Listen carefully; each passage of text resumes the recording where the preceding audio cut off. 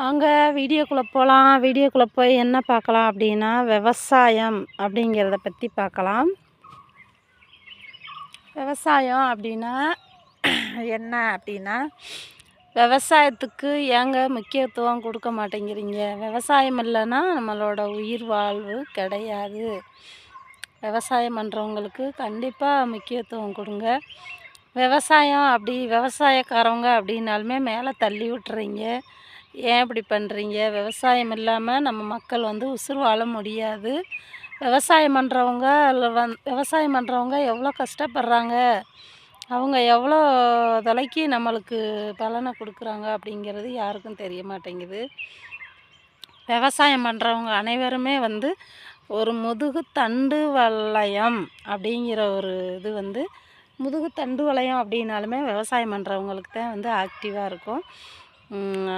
அப்படி இருக்கும்போது பாருங்கள், அந்த விவசாயத்தை கொண்டு வர்றதுக்கு எவ்வளோ கஷ்டப்படுறாங்க, எவ்வளோ ஒரு உழைப்பை கொடுக்குறாங்க, அவங்களோட உடம்பு உழைப்பு எவ்வளோ கொடுக்குறாங்க அப்படிங்கிறத பற்றி விவசாயக்காரவங்களுக்கு சப்ஸ்கிரைப் பண்ணுங்கள், லைக் கொடுங்க, ஷேர் கொடுங்க, கமெண்ட் பண்ணுங்கள்.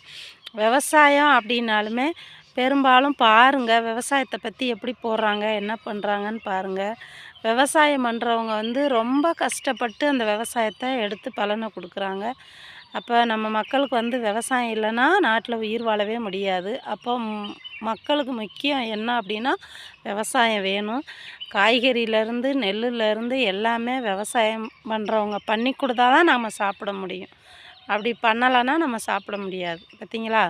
அப்படிங்கிறனால இந்த விவசாயம் பிடிச்சிருந்தா ஃபாலோவில் வச்சுக்கோங்க. இந்த விவசாயம் போடுற வீடியோ பிடிச்சிருந்தா சப்ஸ்கிரைப் பண்ணி லைக் கொடுங்க, ஷேர் கொடுங்க, கமெண்ட் கொடுங்க, சப்ஸ்கிரைப் பண்ணுங்கள்.